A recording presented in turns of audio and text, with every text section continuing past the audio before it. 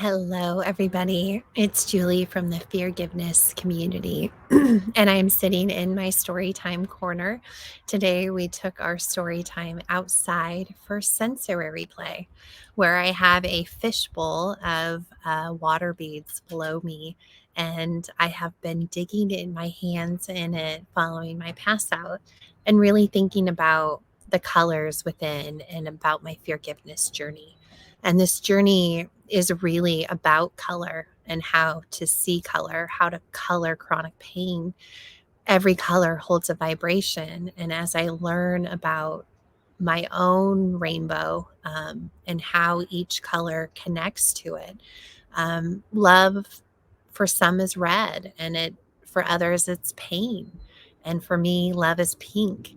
And so as I was sitting here with my hands in water, and water is a huge way, a part of my forgiveness journey of moving emotions through me is by using water.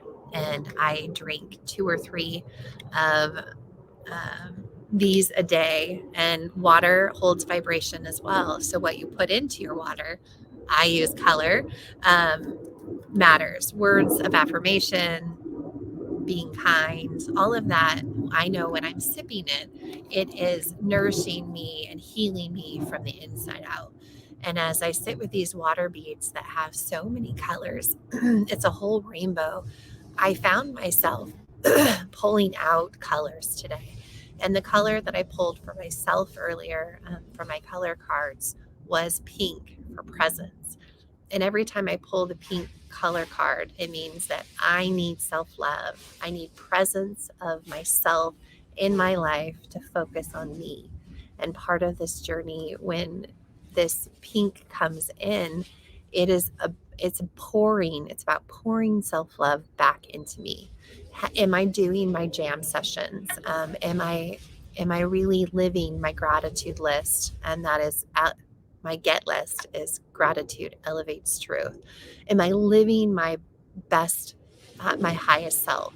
And what came down to it is in today in our soul center room that we hosted right before story time, which was different. So I got to be on our live soul center healing discussion room as I was getting ready for Florentina and friends. And this was a new switch up. So it was nice to set the intention of the story time and set the intention of love and what do I want to pour back into myself today. And sensory play is what we focused on with Florentina and friends. And I realized that sensory play isn't just for children, it's for adults too. It's for our inner child to reconnect with. It allows us to get our hands dirty and to get messy in the gunk of our trash can and to go back and upcycle all of our past traumas and insecurities. And that's what we've really been doing over the last few months. We've been pretty quiet on social media as a whole, outside of Florentina and friends, doing a bigger, deeper dive on the inside out. I have mentors and spiritual guides that are helping me through this process. And I also have a ton of books. Being a student on this forgiveness journey allows me to continually be learning about colors and how they connect to my forgiveness journey. My stack of books I did not bring out here. When I moved my story time, they are in my spot from last night. But the book that I've been going through this week and just like every word, every page, every color, every vibration is the Chakra Yoga Cleanse by Sharon Calvert.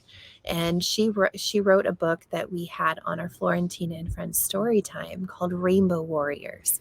And we did a sing along with Florentina last week, I believe. And she offers a 7-week chakra and yoga course. And I've been going through this yoga cleanse and really connecting to my forgiveness journey. And I realized that the very first one, the root chakra, is where my entire journey began. I understood that the vibrations, every chakra holds a vibration, and every human is vibrating energy, and that there are levels of each chakra that are lower energy level vibrations. And when I learned about what those were, I realized I was living in low energy vibrations. I was allowing my story to be told for me, not through me. I was living in pain. My story, it was pain. It was darkness and dreary. And that's what I spent most of this five of the 9 years in. And it wasn't until this forgiveness journey really started and I was losing my ability to chew and swallow. And if anything is going to change your course in life, not being able to eat what you love, and food is love, knowing that that is going to have to change for me, change the course of it. And as I learn about the root chakra and the ability of nutrition, what we feed ourselves, mind, body, soul, what we put in is what our body gets to use for the energy to heal. So if we're putting in negative thoughts, if we're putting negative TV, if we are constantly moving, from one task to the other without physical presence in it, if we don't see color, if we are walking through this world in the dark and gray, those what we feed ourselves is all we give our body to heal. So when that clicked for me and that light bulb clicked, what I put in will allow me to heal was my way out of palliative care. It was my way off of opiates. It's my way to living in chronic pain sober. Was the nutrition, was red. It was the root chakra. It is what was I putting into my mind, body, and soul. And if I was going to start at the root, that is what we needed to do. And I see it now. But at the time, I was just saving myself from having a feeding tube and walking that journey. And I picked up anything and everything of color and I started drinking it. And at first, it was chia seeds and hint water. That was it. Every day, hint water with a or a tablespoon of chia seeds in it. That was the nutrition that I knew I could get in my body during the beginning of the palliative, getting off of opiates and palliative care. I had each month on pain management and palliative care, there had to be a stopping point. There had to be a grace period because my body was no longer being affected by the pain management. Every time we would have to up the dosage. And I, at this point, was at the highest human possible dosage for opiates that I could possibly have at home. And we were walking into March of 2020, and the world was shutting down.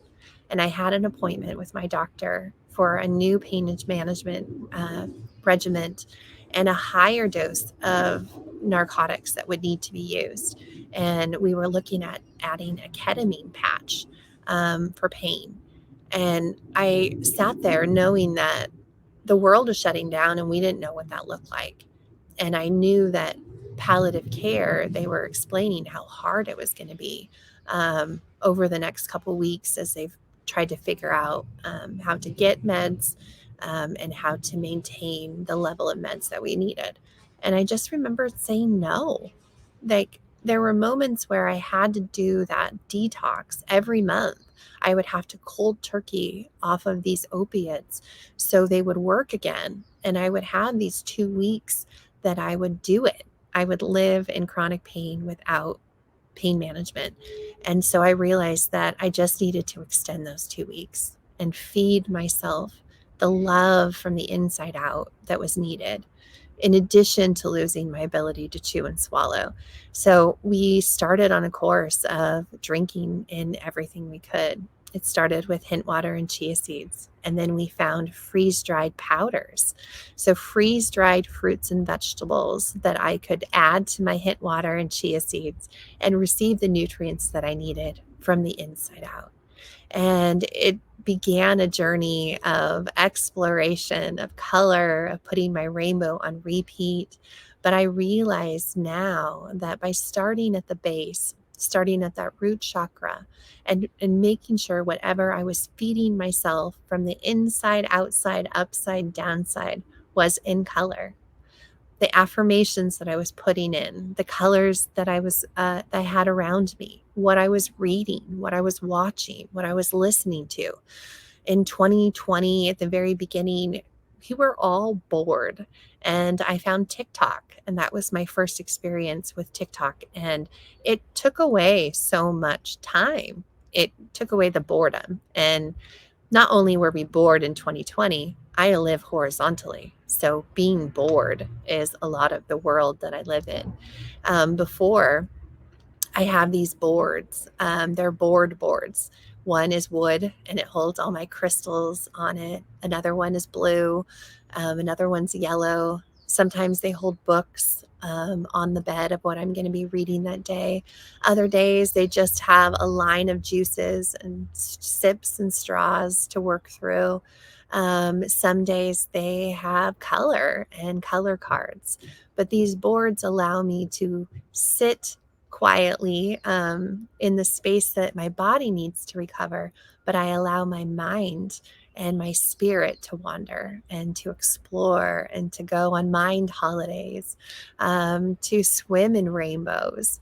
And by changing the subconscious mind and by feeding only color, if you feed yourself only love and light and color, things will change. And over the course of this last year, we've been able to move past just the nutrition and move on to the next chakras and release the trauma that's within. And it's gestational, it's inner child, it's career, it's fears, it's all of those are within this journey. And now it's grief. We were thrown back onto a ghost train of grief a few weeks ago when our cat died. And it's not just about a cat. What he did is he gave me tickets to this ghost train of grief of every soul that I've lost over the last 12 years. And I wasn't strong enough to let them go. And I'm holding on to them. This is my train of grief.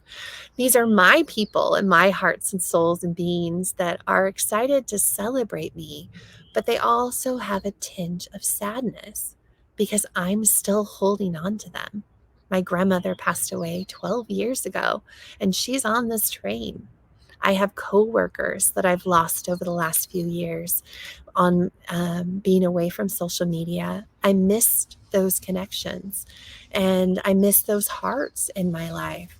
And being able, I now know that our journey is to celebrate them. For you to meet all of the hearts that are on this ghost train of grief, and they are showing me that it is okay to be gray. But what we feed our train, and by releasing them, will help us to speed up our course and to reach the destinations that are at the top of those peaks and mountains that this train of grief is holding us back from. And I think I can, the little engine that could, but I know I can. I know I'm strong enough to release these souls and to let them be guardian angels for me in the future. And I realized that why I can't connect to these souls on my journey is because they aren't part of my guides. They are on my grief train. They are attached to me with my trash can, and we are chugging along with them, holding on to them. And as we release them and bird boomerang them back into the world, we know that this train is going to be full force momentum out of fear and into the light and swimming in rainbows and so many beautiful, beautiful things that are coming with this journey.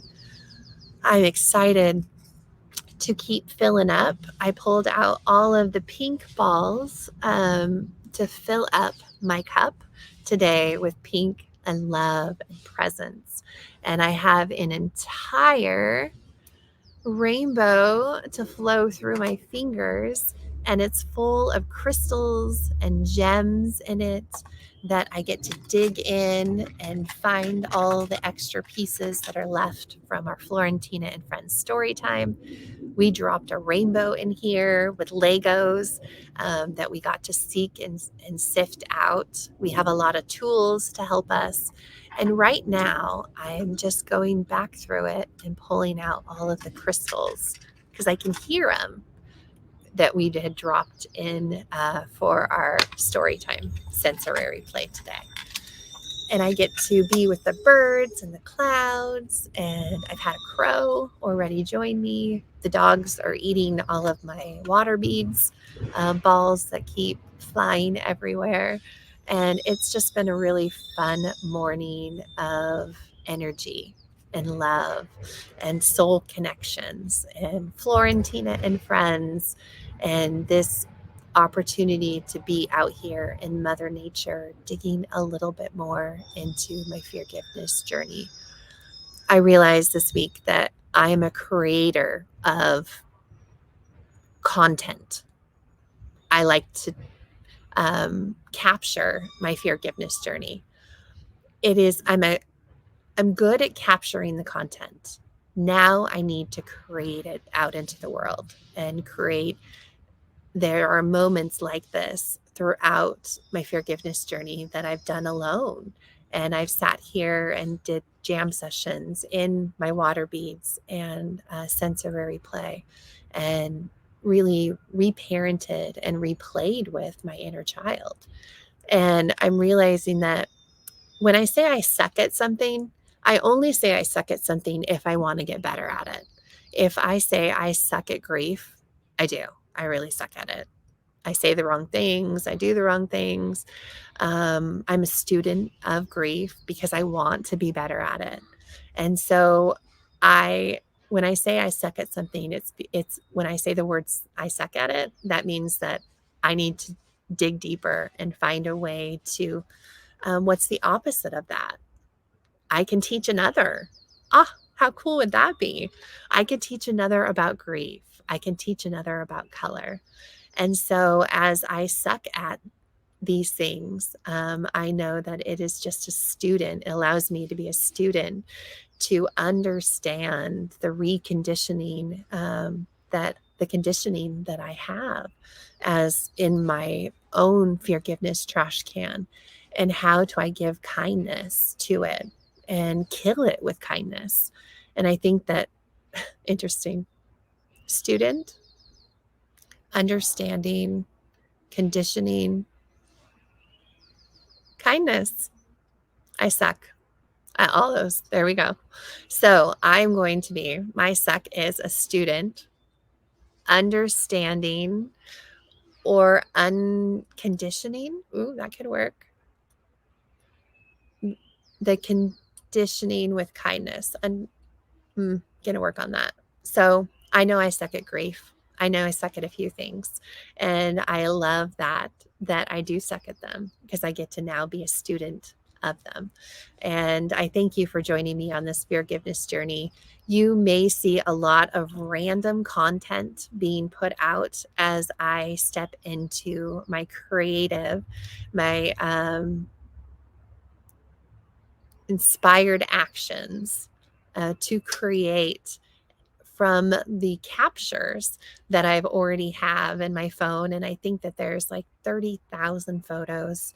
I have over 1,000 pillow talks or forgiveness journey notes, stories and things that are all locked away in my phone. And I realize now that as I am the conductor of my train and I am the storyteller of my story, I get to write the story and I get to share the pieces of it so I can go from sucking at it, which I did. I sucked at all of the things when I started, to now being a student and hopefully to being a teacher to help others on their own journey, to move through their trash can, to upcycle, move through their emotions, to upcycle the traumas and insecurities from within, and to release those that we hold on our ghost train of grief.